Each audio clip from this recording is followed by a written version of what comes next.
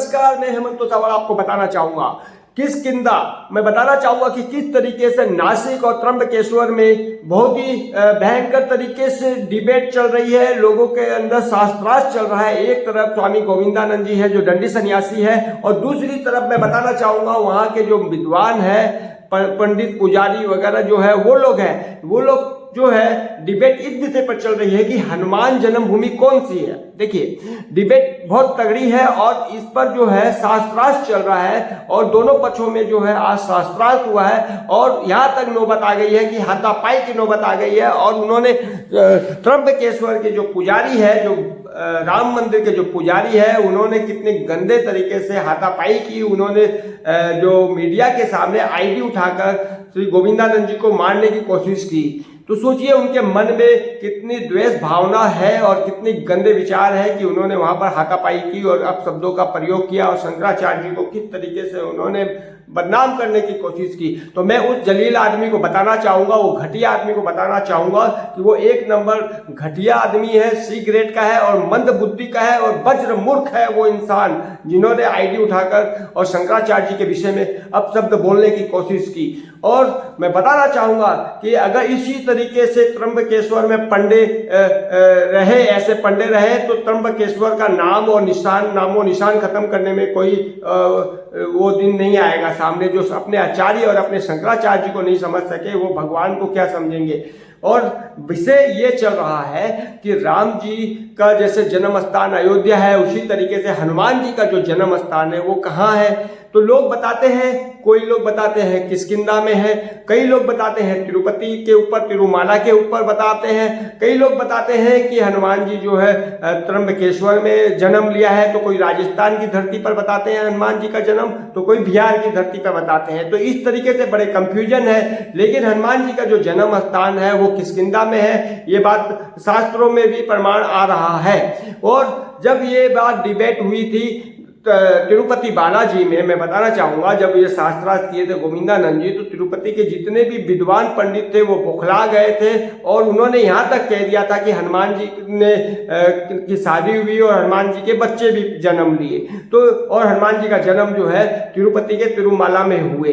तो ये जो बुद्धिजीव जो थे और बुरी तरह परास्त हो गए, शास्त्र का हवाला नहीं दे पाए और अपने मन गढ़ंत कहानी बनाकर हनुमान जी का जन्म स्थान बताए, जिसकी वजह से उनको मुंह की खानी पड़ी तिरुपति में। और उसके बाद जो है अभी त्र्यंबकेश्वर नासिक के अंदर जो विद्वान बनकर आए थे, इतने घटिया और जलील है, उन्हें ये नहीं मालूम कि शंकराचार्य कौन होते हैं, शंकराचार्य का पद क्या होता है और शंकराचार्य जी को किस तरीके से सम्मान किया जाता है। जिस इंसान को ये नहीं मालूम है वो वज्र मूर्ख है। और वो राम जी के मंदिर का जो पुजारी है वो आया शास्त्रार्थ करने के लिए, और वो शास्त्रार्थ छोड़कर हाथापाई पर उतर आया, हाथरास्त्र करने लगा। तो ऐसे घटिया और सी और डी ग्रेड के जो विद्वान बनते हैं, मैं त्र्यंबकेश्वर की जनता और विद्वानों से, जो विद्वान है वहाँ पर और जो अखाड़े वाले हैं, उनसे निवेदन करूंगा कि ऐसे विद्वानों का बहिष्कार करें, और ऐसे विद्वान जो समाज में आएंगे तो समाज को एक गलत दिशा और गलत राय दिखाएंगे।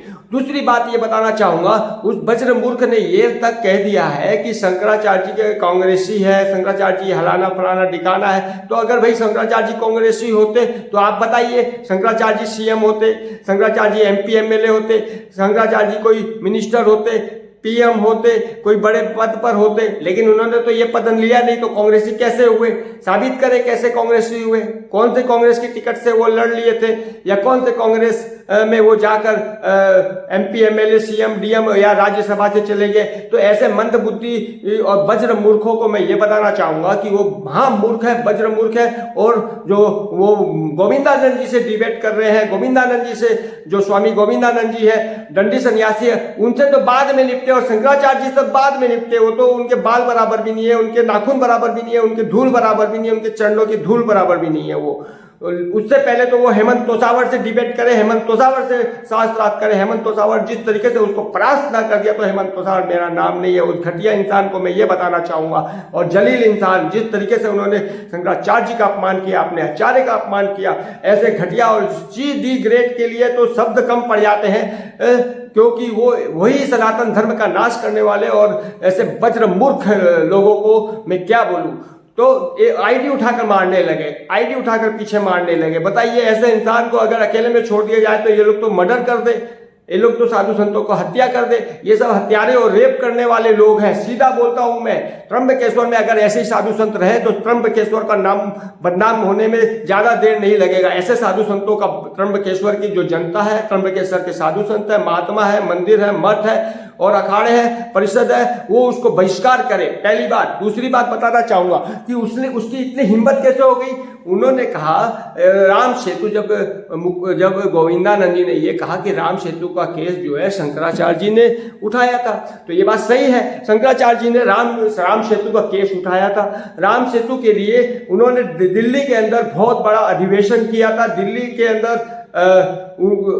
के अंदर जो मैदान है, गांधी जो मैदान है, उसके अंदर इतना बड़ा अधिवेशन हुआ, इतनी बड़ी सभा हुई कि लाखों की संख्या में लोग वहां पर आए थे। उसको ये पता ही नहीं है कि राम सेतु का मुद्दा कौन उठाया था। वो सुब्रमण्यम स्वामी की तरफ चला जाता है। राम सेतु बचाने में शंकराचार्य जी का बहुत बड़ा हाथ है। उन्होंने बालू, जो तमिलनाडु के अंदर जो राम सेतु है, वहां का जो मिनिस्टर बालू था, उसकी धज्जियां उड़ा दी थी। उन्होंने, शंकराचार्य जी ने बोला कि वो गलत काम कर रहा है। वहां पर जो टापू राम सेतु है, जहां पर राम जी ने सेतु बनाया था, मतलब भारत से श्रीलंका जाने के लिए, आक्रमण करने के लिए, उस सेतु को तोड़कर वहां पर वो लोग जो है बड़े बड़े जहाजों को लेकर आते और वहां पर टापू बनने वाला था, ताकि वहां पर सामानों का आदान प्रदान हो और एक बहुत बड़ा टापू बने और वहां पर बहुत बड़ा ये हो जाए।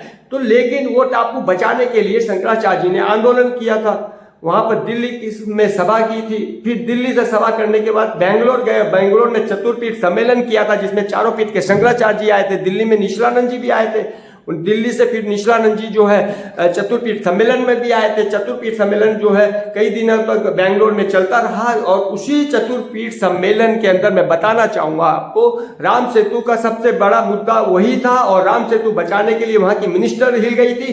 फिर बाद में उन्होंने को बैकफुट पर आना पड़ा। उस पूरी के पूरे मिनिस्टर को, उसकी पूरी के पूरे राज्यसभा को और राज्य के जितने मंत्री है उसको बैकफुट पर आना पड़ा। और कोर्ट ने भी यही माना कि राम सेतु जो है वो हिंदू सनातन धर्म की पुरानी धरोहर है, प्राचीन धरोहर है, उसे तोड़ा नहीं जाना चाहिए और अगर उसे तोड़ा गया तो देश को बहुत बड़ा नुकसान होगा। यहाँ तक कि नासा ने भी ये कह दिया था, नासा का भी मुद्दा हम लोगों ने उठाया था। शंकराचार्य जी ने ये कह दिया था कि नासा भी बता रहा है कि वो एक सेतु है और आज भी वहां पर सेतु के बहुत बड़े अंश दिखाई देते हैं नासा से, जो कि हनुमान जी और बंदरों द्वारा श्री राम लिखकर जो पत्थर तैराए गए थे, आज भी वहां पर पत्थर मिलते हैं, मतलब यहाँ से, भारत से श्रीलंका के लिए।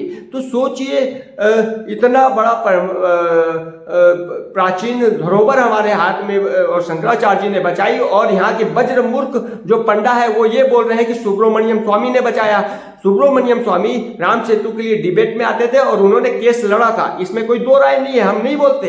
पर सुब्रमण्यम स्वामी को भी ये पता है कि राम सेतु का जो केस है वो जगत गुरु स्वरूपानंद जी शंकराचार्य जी ने उठाया था और शंकराचार्य जी की वजह से रुका था। ये सुब्रमण्यम स्वामी को भी पता है। आज जो वज्र मूर्ख समझ रहे हैं कि सुब्रमण्यम स्वामी ने बचा लिया है, तो सुब्रमण्यम स्वामी से खुलकर बात कर ले कि शंकराचार्य जी का हाथ था कि नहीं था, पहले उठाया कौन था मुद्दा। आज ज्ञानवापी पर बात कर रहे हैं, ज्ञानवापी के ऊपर 50 जो है वकील लगे हुए हैं, दोनों पक्षों से लगे हुए हैं। जिस तरीके से राम जन्मभूमि में 24 पार्टी थी, 24 पार्टी में हिंदू और मुस्लिम पार्टियां भी थी, तो उसी तरीके से कई पार्टी जो थी, कई पार्टी ये बोलती थी कि ये राम जन्मभूमि है और मुस्लिम में 9 पार्टी ये बोलती थी कि ये जो है बाबरी मस्जिद है। उसी तरीके से वहां पर जो सेतु जो है, राम सेतु है, उसमें गुरुजी ने सबसे पहले मुद्दा उठाया था और गुरुजी की वजह से, शंकराचार्य जी की वजह से ही वो मुद्दा जो है सॉल्व हो पाया। सरकार ने भी शंकराचार्य जी की बात मानी और नतमस्तक हुए और वो आके क्षमा याचना भी मांगे थे, ये भी बताना चाहूंगा। तो वो मिनिस्टर जितने भी थे तमिलनाडु के, और तमिलनाडु की सरकार क्षमा मांगी थी गुरुजी से, शंकराचार्य जी से, और वो बैकफुट पर हुए और कोर्ट ने भी ये माना कि वो राम सेतु है, पुरानी धरोहर है, उसे तोड़ा ना जाए, उसके साथ छेड़खानी ना हो।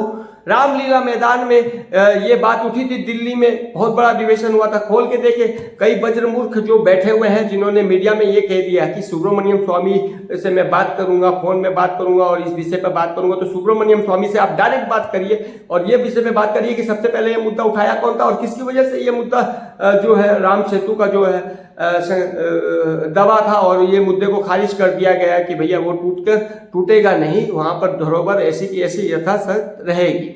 तो ये बातें वज्र मूर्खों को पता नहीं है और अपने मन से कुछ भी बोल देते, जो मीडिया में देखते हैं वही सच। ये साले व्हाट्सएप यूनिवर्सिटी से पढ़े हुए लोग क्या जानेंगे कि क्या कौन क्या कर रहा है।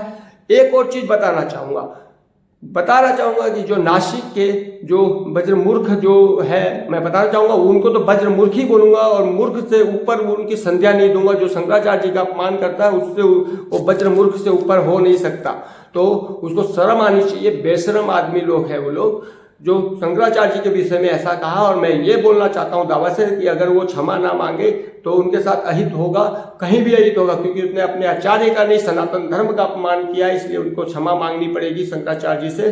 जो शब्दों का उन्होंने ऑन कैमरा मीडिया के सामने अब शब्दों का प्रयोग किया है, इससे साफ साफ जाहिर होता है कि वहाँ पर जाहिल लोगों की कमी नहीं है, वज्र मूर्खों की कमी नहीं है। ऐसे पाखंडी और देशद्रोही और समाज को तोड़ने और अपने धर्म को नष्ट करने वालों की कमी नहीं है। ऐसे मूर्खों का बहिष्कार होना चाहिए, ऐसे मूर्खों को सजा देनी चाहिए और ऐसे मूर्खों को जो राम मंदिर में बैठकर पुजारी बना रखे हैं, ऐसे मूर्खों को लात मार के बाहर निकालना चाहिए। मैं इसी के साथ हेमंत तोसावर, हेमंत टीवी चैनल से, और मैं चाहूंगा कि आप इसको लाइक करें, शेयर करें और ज्यादा से ज्यादा बोले और अपने कॉमेंट बॉक्स में कॉमेंट करें। धन्यवाद। चीज और बताना चाहूंगा, राम सेतु का जो मैटर है वो शंकराचार्य जी ने उठाया था और जो गोविंदानंद जी है जो अभी दंडी सन्यासी है, उस समय उनका नाम श्री राम था, अभी स्वामी दंडी सन्यासी है, वो राम सेतु के जो है मुद्दे को उठाकर सुप्रीम कोर्ट तक लेके गए थे और सुप्रीम कोर्ट में उनको मुंह की खानी पड़ी सरकार को। बालू मिनिस्टर था, सोचिए अभी बालू की क्या स्थिति हो गई होगी, उस सरकार की क्या स्थिति हो गई, सरकार गिर गई थी। तो टीआर बालू मैं बताना चाहूंगा, और सुप्रीम कोर्ट तक में वो शंकराचार्य जी की वजह से ही सुप्रीम कोर्ट जीता था, सुब्रमण्यम स्वामी की वजह से नहीं जीता था। सुब्रमण्यम स्वामी को अच्छे से मालूम है, अगर सुब्रमण्यम स्वामी अगर ये बात स्वीकार नहीं करता तो एकदम झूठ बोलता है, और अगर वो ईमानदार है तो सच बोलेगा। आप जाके सुब्रमण्यम स्वामी से पूछ लो, उसके फोन नंबर में, उसकी आईटी में, उसके घर में जाकर, उसके ऑफिस में जाके पूछ लो। ये बात सुब्रमण्यम स्वामी को अच्छे से पता है। मैं इसी के साथ हेमंत तोसावर, हेमंत टीवी चैनल से, कोई भी बात हो आप इसको कमेंट बॉक्स में रखें। धन्यवाद।